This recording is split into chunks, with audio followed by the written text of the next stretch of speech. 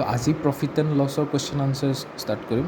মানে হেৰি previous year questions এইটো কুৱেশ্যন নম্বৰ টু এতিয়া চ' মই আগতে কৈছিলোঁ কি প্ৰফিট এণ্ড লছৰ ডাইৰেক্ট কুৱেশ্যন যেতিয়া ষ্টাৰ্ট কৰোঁ আমি লগালগ এইটো লিখিম এইটো আমি কুৱেশ্যন নম্বৰ 2 কৰিছোঁ ঠিক আছে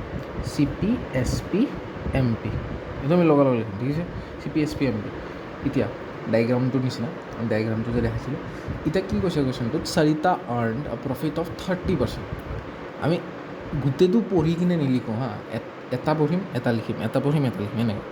তো 30% প্ৰফিট আৰ্ণ কৰা হৈছে চি পিৰ পৰা প্ৰফিট হয় সদায় এছ পিটোলৈকে হয়নে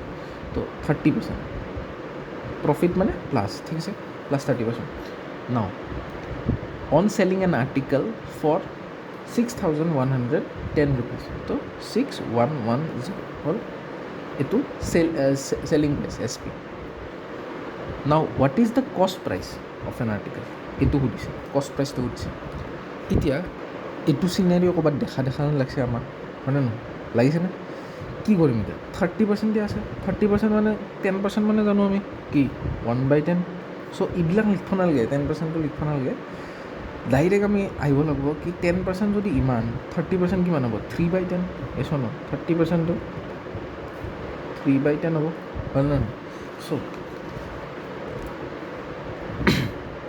পাৰ্চেণ্টেজ ইনক্ৰিজ কৈছে হয়নে নহয় ইনক্ৰিজ মানে প্ৰফিট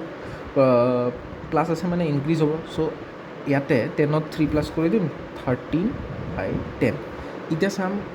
টিকাটো ক'ত আছে কোটিটো ঠিক আছে ইয়াতে আছে হয় না চি পিত আছে চ' এইটো চি পিটো এক্স ধৰি লওঁ যদি আমি চি পিটো যদি এক্স ধৰি লওঁ চ' 13 × x ইজ ইকুৱেল টু কিমান 6,110 হ'ল এতিয়া মই এটা ট্ৰিক শিকাওঁ এতিয়া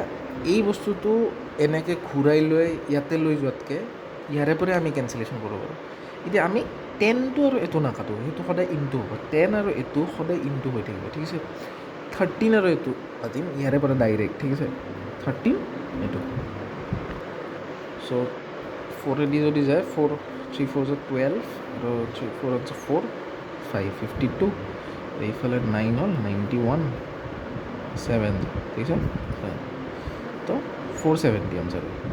বুজিছোঁ এতিয়া 470টো আনচাৰ এতিয়া চৰি 470টো ডিভাইড কৰাৰ পিছত হয় তাৰপিছত 10 যেতিয়া আমি এইটো কৰিম তেতিয়া 4700 হ'ব 10 ইনটু কৰিম ঠিক আছে আনচাৰটো 4700 অপশ্যনটো যোনটো দিয়া আছে কুৱেশ্যনত সেইটো নান অফ দিছটো হ'ব